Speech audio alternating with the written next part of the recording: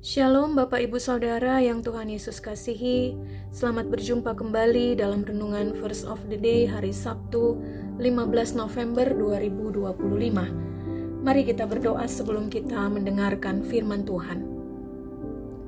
Bapa kami yang di sorga, Bapa di dalam Yesus Kristus dan Roh Kudus, Allah kami yang hidup. Kami bersyukur untuk kehidupan yang Tuhan anugerahkan kepada kami sehingga pagi ini kami boleh datang kepadamu ya Tuhan, memuji memuliakan namamu, dan secara khusus mendengarkan firman-Mu yang sebentar lagi hendak hamba sampaikan. Biarlah Roh Kudus-Mu mengurapi hamba-Mu, menolong kami semua Tuhan untuk boleh mendengar dan melakukan firman-Mu ini dalam kehidupan kami setiap hari. Terima kasih Bapa, terpujilah namamu ya Tuhan, sekarang dan sampai selama-lamanya. Amin. Ayat firman Tuhan hari ini di dalam surat kepada Filemon pasal 1 ayat 15 dan 16. Firman Tuhan berkata, "Sebab mungkin karena itulah dia dipisahkan sejenak daripadamu, supaya engkau dapat menerimanya untuk selama-lamanya, bukan lagi sebagai hamba, melainkan lebih daripada hamba, yaitu sebagai saudara yang kekasih. Bagiku sudah demikian, apalagi bagimu, baik secara manusia maupun di dalam Tuhan." Bapak Ibu Saudara yang dikasihi Tuhan, seorang ibu bekerja puluhan tahun pada sebuah keluarga yang kaya raya. Karena sudah tinggal bersama dengan keluarga itu bertahun-tahun lamanya, ibu ini sudah dianggap sebagai bagian dari keluarga tersebut. Bahkan ketika keluarga itu berlibur ke luar negeri, ibu ini pun diajak serta. Sehingga relasi mereka bukan lagi seperti majikan dan pembantu, tetapi menjadi seperti keluarga dan saudara, walaupun tanpa hubungan darah. Bapak Ibu Saudara, hubungan seperti itulah yang diharapkan oleh Paulus ketika ia menulis surat kepada Filemon, bahkan lebih lagi.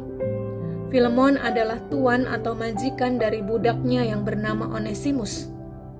Bukan kebetulan Onesimus bertemu dengan Paulus di dalam penjara setelah tindak kriminal yang ia lakukan. Kemungkinan ia mencuri di rumah Filemon. Perjumpaan Paulus dan Onesimus adalah rencana Tuhan untuk membawa Onesimus pada totalitas hidup yang dibaharui di dalam Kristus. Dan karena pertobatan Onesimus inilah Paulus meminta Filemon untuk kembali menerima Onesimus, memaafkan dan menjadikan dia sebagai saudara yang kekasih di dalam Tuhan. Dari kisah Filemon dan Onesimus, kita belajar 3 hal. Yang pertama, seberdosa apapun kita, dalam perkenanannya, Tuhan punya cara tersendiri untuk membaharui hidup kita dan menjadikan kita dapat hidup sebagai keluarga Allah, saudara-saudara Yesus, anak-anak Allah, bukan lagi sebagai hamba dosa. Yang kedua, kita diingatkan untuk selalu bersedia memaafkan orang lain, mengampuni seperti Bapa yang selalu bersedia mengampuni orang yang mau hidup baru, hidup dalam pertobatan. Kasih dan pengampunan adalah ciri kehidupan Kristen yang fundamental. Dan yang ketiga, kita diingatkan bahwa kita semua sama di hadapan Allah. Tuhan tidak mau kita menjadi orang yang merendahkan orang lain karena kita lebih kaya, lebih pintar, lebih sukses, lebih good looking, atau apapun kelebihan yang kita miliki. Tetap rendah hati dan selalu melihat orang lain sebagai saudara yang memiliki harkat dan martabat yang sama di hadapan Tuhan. Tuhan mengasihi semua orang. Dia Allah yang maha kuasa, maha tinggi, maha hebat, maha pencipta, mengasihi semua orang. Bagaimana mungkin kita yang sesama ciptaan merendahkan sesama ciptaan?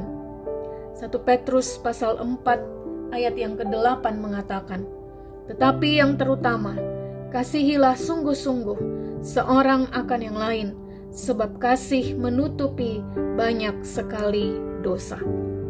Mari kita berdoa. Bapa kami yang di sorga, Bapa di dalam Yesus Kristus dan Roh Kudus, Allah yang hidup. Kami bersyukur ya Tuhan, bahwa Engkau kembali mengingatkan kami lewat firman-Mu hari ini, bahwa kami harus senantiasa menjadi orang-orang yang mengasihi, mengampuni, yang bersedia memaafkan kesalahan orang lain, yang senantiasa melihat orang lain sebagai saudara, karena kami semua sama di hadapan-Mu ya Tuhan. Tolong kami untuk selalu memiliki kasih-Mu, kerendahan hati, seorang kepada yang lain, sehingga hidup kami berkenan kepadamu. Terima kasih Bapa. Kami serahkan kehidupan kami sepanjang hari ini dalam pimpinan-Mu, dalam perlindungan-Mu, dalam berkat naungan kasih-Mu ya Tuhan. Biarlah kami boleh selalu memuliakan Tuhan dalam keberadaan hidup kami tiap-tiap hari. Ini kami anak-anak-Mu ya Bapa, di dalam nama Tuhan kami Yesus Kristus yang mengajar kami berdoa bersama-sama. Bapa kami yang di sorga, dikuduskanlah nama-Mu, datanglah kerajaan-Mu, jadilah kehendak-Mu di bumi seperti di sorga. Berikanlah kami pada hari ini makanan kami yang secukupnya, dan ampunilah kami akan kesalahan kami, seperti kami juga mengampuni orang yang bersalah kepada kami. Dan janganlah membawa kami ke dalam pencobaan, tetapi lepaskanlah kami daripada yang jahat, karena Engkaulah yang mempunyai kerajaan dan kuasa dan kemuliaan sampai selama-lamanya. Amin. Demikian renungan Verse of the Day hari ini. Selamat berakhir pekan. Selamat mempersiapkan diri untuk beribadah. Tuhan Yesus memberkati kita semua. Amin.